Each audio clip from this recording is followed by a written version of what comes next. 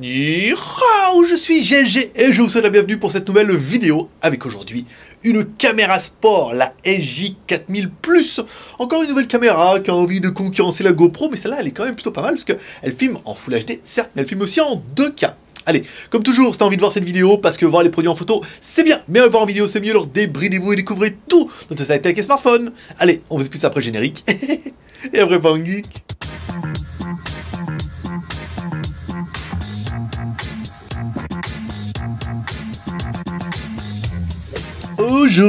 Aujourd'hui, on va tester la SJ-Cam SJ4000 Plus, donc la nouvelle caméra de chez SJ-Cam. C'est vrai qu'on avait un peu squeezé, on était passé un peu de la 4000 à la 4000 Plus, on a squeezé la 5000, on n'avait pas réussi à la voir, puis bon, après c'est pas très important, on va passer directement sur cette 5000 qui est quand même une caméra qui est beaucoup plus intéressante, qui à mon avis va vous faire kiffer. Une vidéo sous la bienveillance de Tortue Génial, vous aurez remarqué, ça donne de jolies couleurs, et un test qui sera fait cette fois en plusieurs parties, je m'y prends un petit peu à l'avance, afin de pouvoir faire tous mes rushs, et afin qu'on puisse faire une conclusion digne de ce nom. On va attaquer par le contenu de la boîte, parce que c'est quand même assez intéressant, une boîte au format, bah oui, smartphone. Je l'aurais reconnu un petit peu, c'est voilà, une boîte comme ça, on n'était pas habitué, on avait des grosses boîtes avec plein de vides dedans. Donc sur le dessus, on a une première partie dans laquelle on a la caméra dans son boîtier étanche et tout, qu'on verra ça après tout à l'heure. Alors, une deuxième partie, là, avec les accessoires. Donc, je ne les ai pas déballés parce que si je les déballe une fois, après, ils rentrent plus dans la boîte. C'est magnifique. Alors, on a bien un... Alors... parce que j'ai rentré les accessoires GoPro, maintenant je le sais. Les autocollants 3M, ensuite on a bien un support avec un pas de vis, ça c'est intéressant, avec le support pour la boucle. Ensuite on a ça ici, donc là c'est pour pouvoir mettre la caméra un peu plus haut et pour la régler, vous voyez, sur son axe. Ici on a une pince, plutôt sympathique ça, vous voyez, une pince avec, pareil, encore un support avec autocollant 3M. Ici un support plutôt standard, dans lequel vous pouvez mettre votre caméra, voilà, toujours avec la boucle. Et le support, donc là vous l'aurez remarqué, hein, les supports c'est exactement les mêmes que GoPro, on verra tout à l'heure si ça fonctionne, qu'on n'a pas essayé avant pour garder un peu le suspense. Le support ici qui permet de mettre sur un pas de vis, par exemple sur un trépied d'appareil photo, si vous en avez. Ici, donc là vous avez le femelle, et là, enfin la femelle, et là vous avez le mâle, pareil avec deux supports, ça va être plutôt pratique. Et enfin une griffe qui permettra de mettre, par exemple, si vous avez un support de caméra, un trépied, vous mettez dessus, vous pourrez clipser directement la caméra, comme ça, à l'endroit, à l'envers. Ça peut être plutôt pratique. Ensuite, on retrouvera la dernière partie, ici. Alors, je sais pas ce qu'il y a dedans, mais une petite pochette. Voilà, une petite pochette de protection. Ah non, c'est des sangles. C'est des sangles. Ici, je vais en mettre partout sur le bureau. Les sangles, c'est là-bas. Un adaptateur qui permet de mettre la caméra dans un sens, parce que quand vous êtes sur un support, la caméra va être comme ça. Si vous la voulez sur le côté, vous mettez un adaptateur comme ça. Ça fait le taf. Un câble USB, micro USB, ça c'est bien. Ensuite, on a quoi? Un support guidon. Ça c'est pas mal. Voilà, si vous avez le mettre sur un guidon ou sur un tube où vous voudrez, voilà, sur un doigt par exemple, et vous pourrez mettre ça dessus, puis après ça met la caméra, et si vous la trouvez qu'elle n'est pas dans le bon sens, vous mettez l'adaptateur là dans l'autre sens, comme ça, et ça mettra dans l'autre côté, c'est plutôt bien. On retrouve un autre cache arrière, alors est-ce que c'est le même? Est-ce qu'il a l'air plus épais? Petit peu, non, c'est exactement le même. Ça permet d'avoir un deuxième cache ici, des autocollants JK, comme chez GoPro, et enfin une petite lingette qui permettra de nettoyer un petit peu tout ça. Voilà, alors vous pouvez mettre tout ça dedans. Alors ce qui est l'intérêt avec les grosses boîtes, c'est que ça rentre tout, mais après, arriver à tout faire rentrer dans la petite boîte minuscule là, il faut être chinois, sinon ça ne rentrera pas. On va mettre ça comme ça là-dedans, voilà. Donc voilà, on a fait un peu pour le contenu de la boîte qui est bien. On regrettera simplement qu'il n'y ait pas de support voiture, pas de ventouse. C'est dommage, j'aurais pu mettre une petite ventouse pour faire un support voiture vu qu'elle a la fonction. Alors ensuite au niveau de la caméra, on va attaquer, donc elle est livrée avec son coffret ici, donc un coffret avec une attache GoPro, je l'aurais reconnu, ici, exactement la même, donc on va prendre pour bien vérifier, on va prendre notre support GoPro. Alors j'ai pris celui d'origine exprès, qui était livré avec la GoPro, pour qu'il n'y ait pas d'ambiguïté, de générique, de machin, de truc. Voilà, là c'est un original GoPro. Après quand vous achetez du générique, par exemple dans la Geek Shop, vous n'aurez pas marqué GoPro, mais ça sera exactement la même chose. Mais là voilà, pour qu'on soit sûr que ce soit exactement la même chose, on a pris vraiment le GoPro avec marqué GoPro, comme ça on est peinard. Là vous prenez votre boîtier, hop, vous mettez comme ça dedans, et ça rentre, voilà, comme papa dans maman, quoi. Après, très bien. Voilà, on visse un peu. On a toujours un petit peu de mal à trouver les trous. Ici, Voilà, donc ça rentre super bien. Ah, un petit peu dur quand même. Hein. À mon avis, le pas de vis est un petit peu plus... Pardon, c'est le même. On va essayer comme ça. Ah, t'es bien plus fin. Hein. Ouais, parce que ça doit être le pas de vis long. Hein. Ça va un peu mieux. Bon, voilà. Après, vous avez vu, ça rentrera sans trop de problème. Ici, voilà, on est bien. Voilà, on est bien dedans. On est peinard. Donc voilà. Donc compatibilité, bah, très bien. Alors après, bien sûr, il faudra le coffret étanche GoPro. Il faudra le coffret étanche LG-Cam, hein, pas le coffret étanche GoPro. On verra tout de suite. Bon, on va voir tout de suite que c'est pas vraiment les mêmes. Ici, on se met là. Tac. Alors, il est où mon support? Là. Voilà, en fait, ça rentre dans rien. Ça rentre même dans l'original, ça rentre pas. Ouais, faut être bien en face, hein, sinon ça ne rentre pas. Ah, c'est un truc de mec, ça. Hein, je vous dis, moi. Voilà, hop, on met ça dedans. Ici, on remet notre Gcam. Hop là, on resserre. Voilà. Donc des boîtiers qui sont, alors on va comparer tout de suite, on va attaquer directement dans le vif du sujet, hein, parce qu'à mon avis c'est ça que vous voulez. Hein. Alors avec le coffret GoPro, là on se rend bien compte, deux boutons, un bouton en haut, un bouton en bas, rien sur le côté, un boîtier qui est un peu plus large. On va essayer de rentrer quand même la LG-Cam LG4000S dans notre coffret GoPro et ça ne rentre pas, voilà, sans grande surprise. Alors ça pourra rentrer si vous avez un coffret avec, d'ailleurs je le fais tout de suite parce que je l'ai fait tout à l'heure. Voilà, si vous avez un coffret avec le backpack, en fait là ça rentre pas. Hein. Alors vous pouvez forcer un peu, vous voyez, on peut forcer un peu pour essayer de le fermer tant bien que mal, mais on n'aura pas d'étanchéité. Vous pouvez prendre le même modèle qui est prévu avec les backpacks. Les backpacks c'est quoi? En fait c'est un étui pour GoPro avec une ouverture à l'arrière qui permet de mettre soit un écran LCD que je dois avoir. C'est pas grave, voilà, sur les caméras GoPro, vous pouvez mettre un écran LCD ou une deuxième batterie. Et là, si vous prenez le modèle avec le backpack, et ben ça rentre. Alors ça rentre, oui, mais les boutons ne fonctionnent pas. Hein, donc, alors en plus, celui-là il est cassé, il manque le petit bout dessus. Mais voilà, avec le backpack, vous pourrez mettre votre LG-Cam dans un boîtier d'origine GoPro. Voilà, mais que uniquement ça. Ensuite, alors au niveau de la caméra, bon après dans son boîtier, elle rentre sans problème, vu que c'est le boîtier qui est fait pour. On met ça ici. Voilà, ceux qui auront déjà eu les caméras GoPro connaîtront cette espèce de verrouillage, putain la mort le truc là, que c'est impossible à sortir. Voilà. Donc ça rentre plutôt bien, on a un boîtier étanche, alors il faut lever ici, là, et verrouiller là. Et, il faut avoir fait polyclinique, c'est sûr. Alors, au niveau de la caméra, comment elle se présente? Alors, on a une caméra sport, des plutôt classiques, bouton OK au-dessus, une LED de notification, un bouton power on-off ici, ou pour accéder au menu, bouton plus, bouton moins, bouton accès Wi-Fi.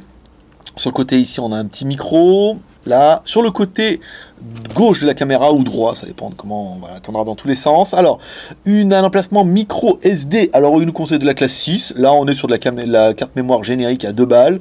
Ça marche bien aussi. Hein. Donc, mais bon, après, il vaut mieux une classe 6. Surtout si vous voulez enregistrer de la Full HD, voire du 2K.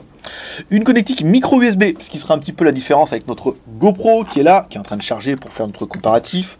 Donc, on va l'enlever tout de suite. Ici, on chargera tout à l'heure. Notre GoPro a une connectique mini USB. Alors c'est une connectique qui est bien, parce que tous les accessoires GoPro sont moitié avec ça, mais c'est un peu une connectique à la con, ça veut dire que vous ne pourrez pas utiliser votre même câble que votre smartphone. Ce qui peut être intéressant ici sur notre LG4000+, comme ça vous pouvez utiliser, si vous avez une batterie externe, tac, vous pluguez dessus, c'est plutôt pratique, connectique, alors le HDMI ici, la micro USB, voilà. On se retrouve sur des choses qui sont assez similaires. Au niveau des gabarits, bon vous l'aurez vu, étant donné que la LG-Cam rentre quasiment parfaitement dans la boîte de la GoPro, elle est juste un petit peu plus large, vous voyez, là c'est flagrant sur le comparatif, ici, vous voyez, elle est un petit peu plus large, mais ça veut dire qu'on est sur des proportions qui sont plutôt pas mal. Là, alors la GoPro, elle se met batterie à l'arrière, alors que celle-là, la batterie se met dessous ici, on a un petit cache qu'on va ouvrir. Tac. Là, alors on trouve une batterie rechargeable au lithium qui fait 900 mAh, c'est noté ici. Alors comparé à la GoPro qui fait 1100 mAh, 1100 et quelques, je ne sais plus exactement. J'avais mis la batterie quelque part, je voulais les peser parce qu'elle me paraissait légère, mais c'est normal, elle fait que 900 mAh, c'est normal qu'elle soit plus légère qu'une batterie qui fait 1100 mAh.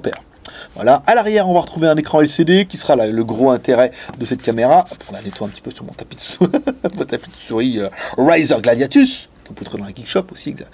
Un tapis large, hein, vous voyez, comme ça, on a bien de la place. Alors, mise en route de la caméra, on appuie sur le bouton Power On-Off, ici. Voilà, la caméra se met en route et Gcam. Alors l'écran tout de suite, chose qui saute aux yeux, c'est que l'écran est ridicule à l'arrière. Alors ridicule, oui et non, il ne fait que 1,5 pouces, c'est tout petit, mais quand vous comparez avec la GoPro, il est peut-être petit, mais au moins il a le mérite d'exister. Et le fait d'avoir un écran LCD derrière, c'est quand même plutôt pratique et on voit quand même bien ce qui se passe et on voit où on filme et ça permet d'accéder au menu tout bien et c'est pas négligeable. Alors ensuite, si vous voulez faire une vidéo photo, je vous fais pas, mais bon, vous appuyez sur OK ici, ça fait une vidéo. Ouah, trop génial, trop bien. Ici, pour changer, quand on appuie sur le bouton on, voilà, quand on appuie sur le bouton Power On Off, je mets en face. Alors vous passez directement en caméra, on fait une photo. Voilà, j'ai un petit son de photo en plus. Hein. Et quand on revient ici, on appuie, vous pouvez accéder soit alors en vidéo, en photo. Là, si vous avez des vidéos, vous pouvez les lire. Comme ça, vous pouvez voir si vous avez bien enregistré. Si vous avez fait un truc incroyable, vous voulez voir si elle a enregistré. Ah, vous pouvez le voir directement. Pas besoin de vous connecter à votre smartphone ni rien. Et là, on accède au menu. Alors, menu. Ici, on peut régler la résolution. Alors, résolution, on appuie sur OK. Nous, on va rester sur une résolution qui sera plutôt basse pour nos tests. On va rester plutôt sur du 720p à 120 fps. Ça sert à rien parce que mes vidéos, de toute façon, je les mets pas en Full HD. Et ensuite, filmer en 2K 30 fps, c'est quand même pas nécessaire. On va rester sur du 720p, 120 fps. On vous rappelle, 120 fps, ça veut dire que vous aurez 120 images à la seconde. Donc, ça permettra de faire des ralentis. Si vous voulez faire un ralenti en 2 fois, voire en 3 fois, ça sera pas mal. Après, quand on manque un petit peu de fps, c'est un peu compliqué. On appuie sur OK. Ici, donc, le record cyclique, ça veut dire que vous allez pouvoir enregistrer en boucle quand vous arrivez à la fin de la carte mémoire. Détection de mouvement, ça peut être pas mal, ça, surtout pour le mode voiture. L'audio, si vous voulez enregistrer l'audio ou pas. C'est vrai qu'au début, j'ai fait un essai, il n'y avait pas de son. Et ben, il fallait activer l'audio. La marque, la date. Donc là, si vous voulez marquer la date, la télé auxiliaire, le mode de TV. L'OSD mode, c'est si vous voulez afficher les informations directement sur la vidéo. Donc, notamment l'heure, la date et tout. L'intervalle de vidéo, la taille IM, la balance des blancs, l'ISO, l'exposition, le mode de capture. Effacer, formater, le Wi-Fi password, le car mode, peut être pas mal, truc qu'on verra dans notre troisième partie. Le numéro de licence, s'en fout. La langue, bon, c'était quand même pas mal. Voilà, vous avez quand même toutes les langues, anglais, français, italien, portugais, chinois, simplifié. On a même le russe, polski. Voilà, on a pas mal de langues. Ça, c'est pas mal. Neverland, ici, nous, on se remet en français. La date et heure, il faut les régler. L'arrêt automatique. Encore une fois, pas mal pour le mode voiture, on verra ça après. Le bip sonore, moi je l'ai mis, non pas parce que c'est saoulant, mais simplement pour qu'on confirme bien un petit peu quand on appuie sur les boutons que c'est assez réactif. Le screensaver, la fréquence et la version, et voilà, on est pas mal, on appuie sur le bouton on et on revient sur notre menu direct. On va attaquer maintenant l'application, parce que la caméra est Wi-Fi, vous l'aurez vu sur le côté, il y a une application ici. Donc pour l'application, vous mettez votre smartphone, là, le déverrouillage avec les... pas pratique, on va se mettre comme ça, voilà, ça c'est pas mal. Ici, on revient, on se met sur le Wi-Fi, donc là on est connecté sur le réseau JT Geek, on se met le Wi-Fi, voilà, on appuie ici, je vous fais voir un petit peu, comme ça vous verrez que l'écran va changer à l'arrière. Là, elle se met en mode Wi-Fi, donc comme il vous l'explique, hein, mais je vous le refais un petit peu quand même, au cas où, comme ça si vous en achetez une ou si vous en avez une, ça paraîtra un petit peu évident de le recevoir. Ici, on fait un petit scan. Hop là, c'était pas ça du tout. On fait un petit scan. Goldwyn, je sais pas qui c'est. Voilà, on fait la Gcam ici. Le mot de passe, je vous le refais pas, c'est 1, 2, 3, 4, 5, 6, 7, 8. Ça vous évitera d'aller chercher dans le manuel un petit peu tout ça. Alors, la caméra, ensuite on revient sur l'application. Vous pourrez télécharger. Alors, il y a un QR code qui est noté derrière le manuel que je ne sais pas où je l'ai mis. Mais bon, pas vraiment grave. Un manuel d'utilisation qui vous rappellera les rudiments. Là, vous mettez connecter à la caméra. Alors attention, on n'arrivait pas à se connecter, nous. Ah, c'est pas celle-là. C'est con, ça. On n'arrivait pas à se connecter parce qu'on n'avait pas mis de carte mémoire. Alors, est-ce que, si j'enlève la carte mémoire, est-ce que ça sera le drame? Voilà. Alors, elle s'est éteinte, là, forcément. On va allumer. Voilà, on va revenir ici. S'il vous plaît, insérer. Voilà. Il veut bien. Vous voyez, quand on met là, eh ben, il veut pas se connecter. Alors, je vais regarder qu'on soit bien. Alors, il s'est remis sur le réseau JT Geek. On va revenir là. On va regarder si ça vient vraiment de la carte mémoire ou si c'est moi qui ai buglé. Alors, il faut activer le Wi-Fi. À chaque fois, il faut refaire le truc. Donc, ça, c'est un petit peu... vous voyez, ça prend en considération. Vous ne pourrez pas faire le barbare. Chaque fois que vous ferez le barbare, que vous enleverez la carte mémoire pour faire je ne sais pas quoi, eh ben, il faudra remettre, le Wi-Fi. Vas-y, tu peux le faire. Alors, en théorie, là, ça devrait plutôt bien marcher. Alors, on n'a pas un smartphone de crotte, là. Enfin, un Doogie, hein, ce coup-là. Même si on l'a fait, hein, ça a très bien marché avec les Doogie en même temps. Ici, on remet connecté à la caméra. Voilà, et vous voyez, il veut pas se connecter, hein. Donc ça doit être vraiment, voilà, il faut vraiment mettre la carte mémoire. Alors, en plus, il va redémarrer. Voilà, c'est reparti. Ah, ouais. Ah, on reconnecte. On met le Wi-Fi. Ici. Oui, vous savez que j'ai deux réseaux. J'ai le réseau JT Geek, qui est le Wi-Fi là-bas, et le réseau Wi-Fi du JT Geek, c'est mon routeur qui est là, avec la disque dure interne et tout. Hein, voilà, une espèce de... Je me rappelle plus le nom, j'allais dire une connerie, mais c'était pas ça. C'était un truc Mac et tout, ça marche bien, ça marche très bien. Alors là, on se met connecté Warplane, c'est mon truc, même le lundi. Alors, on se met là. Alors, au niveau des applications, vous allez pouvoir changer, basculer ici. Alors, on a quoi? La vidéo, tracking picture, timing vidéo, comme ça. Donc là, c'est pour faire l'enregistrement. On va le faire tout de suite. Voilà, on l'a vu, ça permettra de voir un petit peu la latence. On met deux. Il n'y a pas une latence qui est incroyable. On met un. Bon, c'est pas mal. On arrête ça. Là, vous allez pouvoir voir les vidéos que vous avez en... Hop là, on va arrêter. J'avais cliqué un peu fort. J'ai cliqué un petit peu fort. Ici, là, vous allez pouvoir voir donc du coup les vidéos que vous avez enregistrées, hein, tous les rushs. Alors là, vous allez pouvoir directement les envoyer. Non, les télécharger. Ah, vous allez pouvoir les télécharger sur le téléphone. Là, c'est quand même plutôt pas mal. Bon, télécharger et vous allez pouvoir les mettre à la poubelle. Alors, ensuite, on revient ici. Si on clique là, il se passe rien. Si on clique sur le Wi-Fi, il se passe rien. Si on clique sur la batterie, il se passe rien. Pour revenir à la home, là. Alors, au niveau, vous allez pouvoir régler la résolution. Donc, nous, on a bien dit qu'on partait sur du 720p, ici. Vous allez pouvoir régler le cycling ressort, le WR, l'audio, le data stamp, le Wi-Fi. Alors, c'est quand même beaucoup plus pratique avec le smartphone que derrière le tout petit écran, hein. Ici, l'appareil photo 12 millions de pixels, le capture, la frequency, le return to setting, le format, le auto power off. Donc là, c'est encore une fois pour le mode voiture. Encore une fois, quand vous mettez en mode voiture, vous mettez qui se met en détection de mouvement. Ça veut dire que dès que vous allez démarrer, hop, la caméra va se mettre à enregistrer. Et puis après, quand vous sortez de votre voiture, vous mettez en auto power off au bout de 1 ou 2 minutes. Ça veut dire que la caméra vous verra partir si vous faites agresser, au cas où. Et après, elle s'éteint toute seule. Ça peut être un mode plutôt pratique, ce qu'on a découvert sur les caméras voiture. Et ce qui marche plutôt bien. Donc une application plutôt classique, là, hop là, pour me voir moi, on va essayer de voir, pour forcer un petit peu le rétroéclairage. Si on met à Home, on revient sur le bouton Home, ici, là, qu'est-ce qu'on a sur le menu réglage en haut, là, ici, donc l'application How to Use, il vous explique un petit peu comment régler votre caméra, si vous n'y arrivez pas, Open Your Device Settings, Select Wi-Fi, Select Your Camera from List AVR from Network, donc ce qu'on a fait, entrer le mot de passe 1, 2, 3, 4, 5, 6, 7, 8, et après il vous dit bien de vous connecter, la petite chose qui dit pas, c'est bien mettre une carte mémoire, vous voyez comme quoi, c'est un petit détail, mais c'est toujours bon à savoir, voilà, donc la caméra fonctionne plutôt bien, hein, au niveau de l'ensemble, là, on va regarder un test qui sera assez révélateur pour nous, c'est que j'ai pris mon Steadicam. Alors mon Steadicam, c'est le mien, hein, c'est mon personnel à moi-même de jeu. Ici, alors c'est le SJ, enfin c'est le G3 bien sûr. Ici, donc le G3, on va le mettre là. On va regarder si on peut arriver à mettre la caméra dessus. Ah, ça a l'air pas terrible. Ah si, ça peut, en forçant un peu, on peut arriver à faire la blague. Attendez, je vais essayer de regarder comme ça. Et là, c'est le drame. Et ouais, les pas de vis sont trop courts. Aïe, aïe, aïe, aïe, aïe, aïe, aïe.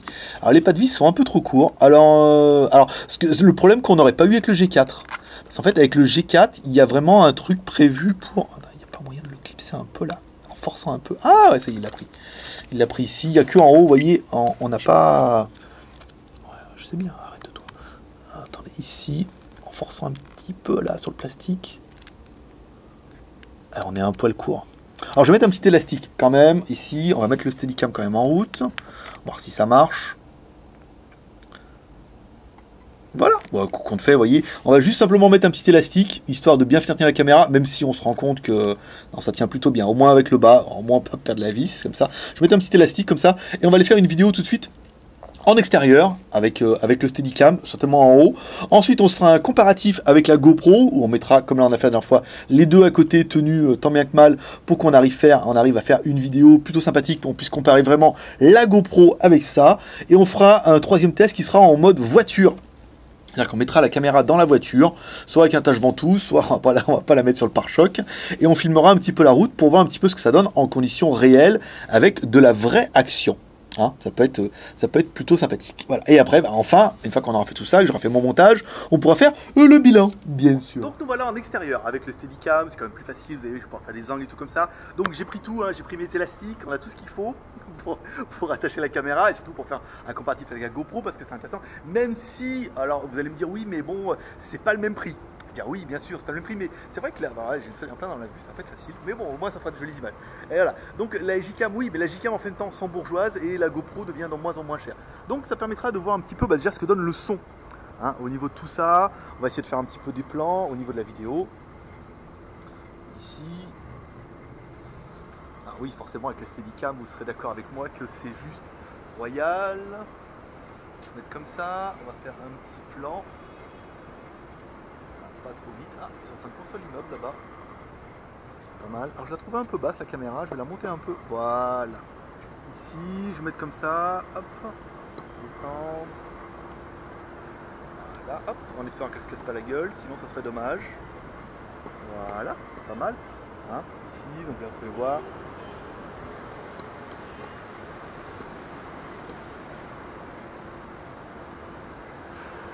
Ah, ça fera des vidéos, ça fera des belles images, je le sens, ça fera des belles images. Donc voilà un petit peu ce qu'on peut voir avec cette caméra, ici. Wow, ici, on va prendre comme ça. Voilà. Donc voilà pour notre première partie, hein, plutôt pas mal. Maintenant on va essayer de faire un comparatif à la GoPro, on va comparer déjà le son. Ah, il y a beaucoup de soleil, hein. Je vais me mettre là-bas. Excusez-moi. Ouh, on va se remettre là-bas. Alors on va comparer le son dans une première partie avec la GoPro et on va comparer aussi la vidéo parce que je trouve que c'est assez important. Allez, on se retrouve tout de suite. Bon, nous voilà avec cette deuxième partie qui n'a pas été plus facile parce que je me suis un peu battu avec les élastiques. En fait, je voulais les mettre les deux sur Steadicam, ça ne marchait pas, beaucoup trop lourd, donc j'ai préféré mettre les deux comme ça avec des élastiques. Alors, ça ne sera pas totalement raccord, vous verrez, mais parce que je me suis un peu bataillé et je ne vais pas y passer non plus 5 heures. Donc, alors, on va faire un premier essai. Alors, d'abord, vous allez me voir d'abord avec cette Gcam, ici, c'est G4000 plus. Voilà, on va se mettre comme ça, voilà, bien, ici, un peu plus loin. Alors là, on est sur la Gcam, normalement, vous devez m'entendre correctement, le micro est bien ouvert. Et ensuite, on va faire un deuxième test tout de suite avec notre Hero 3 Plus. Voilà. Donc normalement avec la Hero 3 Plus, bah, vous me direz, moi je verrai la différence après, donc il est difficile pour moi de juger, de voir un petit peu. On va continuer, on va essayer d'aller voir un peu nos mêmes plans ici, pendant qu'on passera sur un mode avec, on coupera en deux, hein, que vous puissiez voir un petit peu les deux. On gardera le son que de la Gcam parce que c'est elle qui vous intéresse. Ici, voilà, là, hop, on se met comme ça. Voilà, donc là on est sur un plan avec les deux caméras, donc à gauche notre GoPro, à droite notre Gcam. Ici, on va faire quelques plans avec un petit peu de verdure. Ici, voilà. Et puis un petit peu comparer, vous allez pouvoir voir un petit peu les couleurs. Et ensuite, on se met comme ça en haut, vous allez pouvoir voir les buildings. Comme ça, vous allez avoir une belle vue. Ce sera magnifique. Là-bas, le SEG, nouveau building, le building qu'ils sont en train de faire. Et en fait, là-bas, le nouveau plus gros building. Alors, le dernier, le CAC 100, faisait déjà 100 étages. Là-bas, fera encore un peu plus. Voilà, on va se faire un petit peu comme ça. On va passer comme ça ici. Oui, bah oui, il y a des gens qui font qui mettent un peu le linge. Ça permettra d'avoir un petit peu une vue, puis certainement quelques shoots pour mettre à la fin de la vidéo. Ça. Hop. Ici. Allez, on va redescendre là. C'est quand même beaucoup plus sympa que Steadicam, mais bon.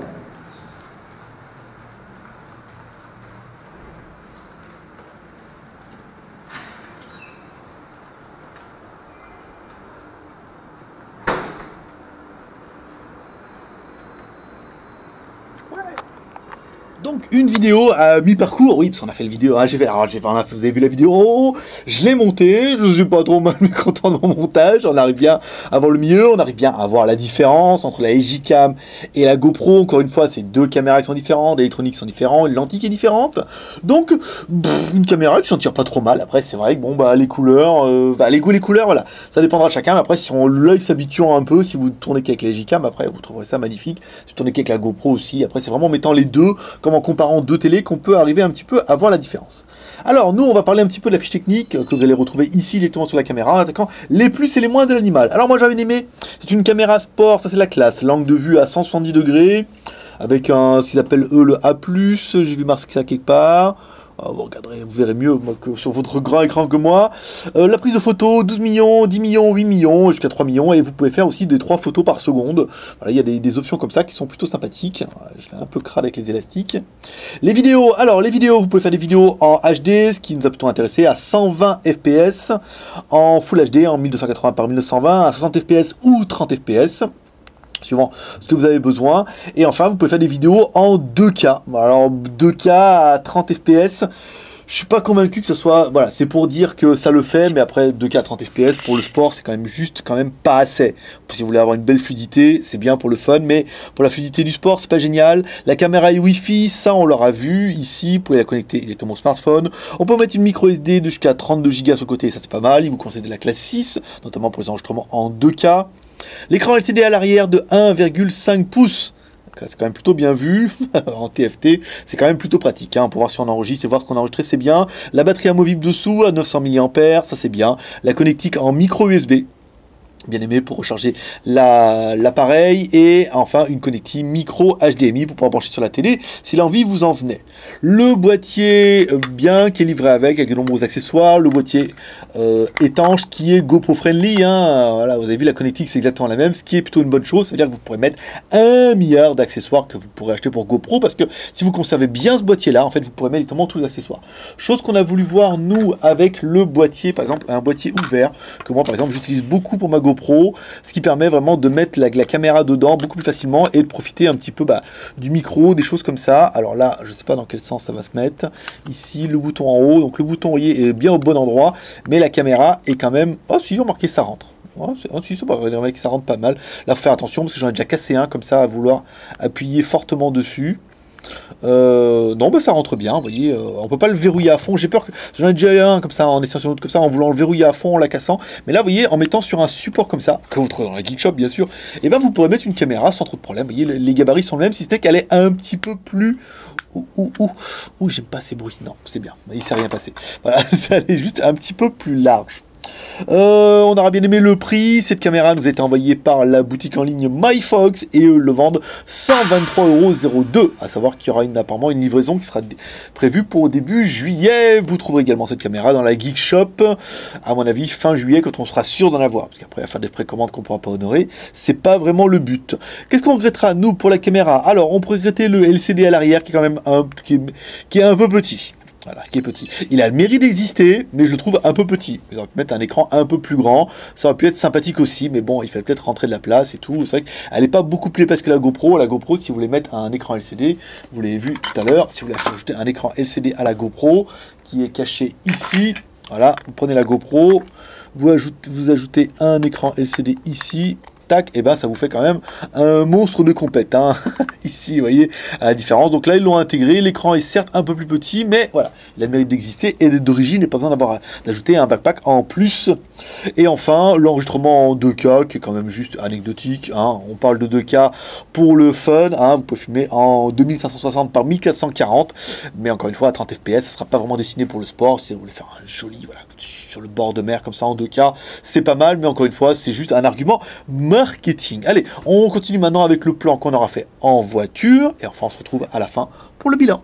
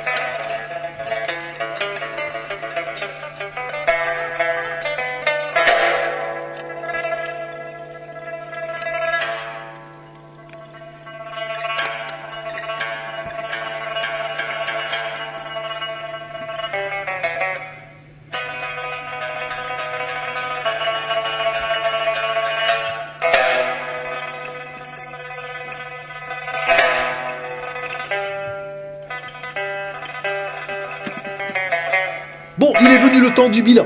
Eh ben, un bilan qui est pas mal. En fait, la série des LG Cam a toujours été bonne. C'est vraiment partie des caméras qui sont sorties du lot tout de suite. Avec la LG4000, la LG4000 avec... il y avait Wi-Fi, il y avait sans Wi-Fi, après il y avait Wi-Fi. Voilà. Donc c'est vraiment des caméras sur lesquelles j'étais assez impatient de tester. Et ces caméras, on a un bon rendu. Rapport prix, vous avez quand même une caméra qui fait bien le taf, qui filme en Full HD, qui est compact, avec batterie amovible, qui a un écran LCD. Et ça a toujours été un petit peu le point faible de la GoPro. On verra dans le comparatif, hein, vous avez vu dans le comparatif juste avant. Donc c'est une caméra qui est bien, qui est positionnée avec un bon rapport prix, et qui pour moi sera, personnellement, c'est un mode. Oui, bah, on a le droit, je veux dire, à ce prix-là, à moins de 150 €, vous avez quand même une bonne caméra qui fait le taf et qui fera belle sensation, avec du Wi-Fi, tout, non, c'est quand même plutôt pas mal. Allez, comme toujours, maintenant que tu as vu la vidéo et que tu as vu le comparatif, tu vas pouvoir nous laisser une note en commentaire.